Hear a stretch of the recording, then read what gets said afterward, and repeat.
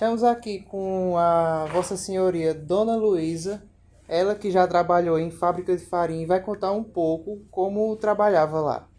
Certo. Então, a gente começava desse jeito. A mandioca na casa de farinha, as várias mulheres com aquelas faca grande que raspava a mandioca, tudo manual, não tinha nada de sem não ser manual. Então ali a gente raspava a mandioca, aí vinha depois da mandioca raspada, aí vem o caso da cevar a mandioca para fazer a massa. Então, ali a gente cevava, inclusive eu tenho um acidente aqui no dedo, que foi eu cevando mandioca, tá? Aí a mandioca revelou, sei lá como, aí eu bati com isso aqui no caititu, que é aquele negócio que a gente cevava a mandioca, que é com a serra bem amolada.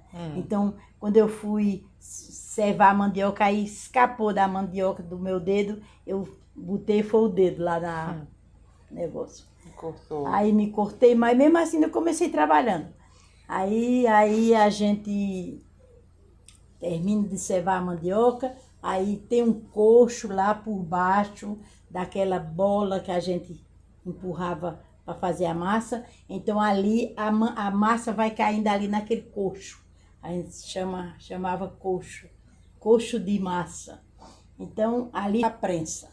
A prensa significa uma peça que a gente coloca a massa lá e prensa ela, para ela ficar sequinha, a gente tirar da prensa, coloca no coxo, ali daquela prensa, ali sai uma manipoeira, um líquido que sai da massa, da mandioca.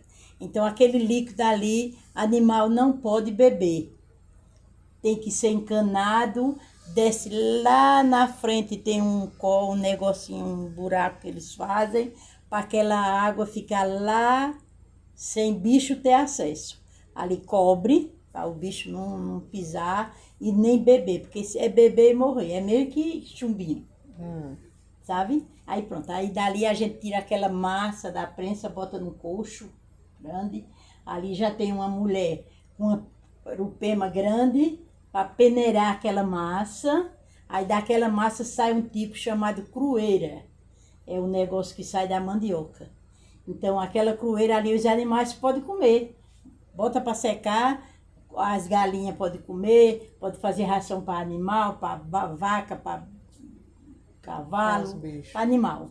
Então, ali dali a gente vai peneirando, aí já vai jogando no forno. O forno já está com fogo de baixo para esquentar aquele forno com lenha, tudo manual, sabe?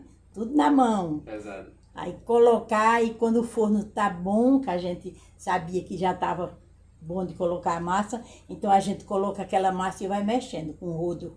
O rodo é um pau grande, feito uma vassoura, mas que ali tem um negócio, uma tauba, que é o lugar da gente manejar para não queimar ali, nem a farinha ficar desigual, nem queimar, nem nada. Então a gente mexe, mexe, mexe. Quando a gente vê que tá bom, tá secando, aí diminui já a temperatura. Aí quando a farinha tá seca, a gente arrasta para beirada do forno, ali a gente tira. A gente usava umas cuias, as cuias eram um litro.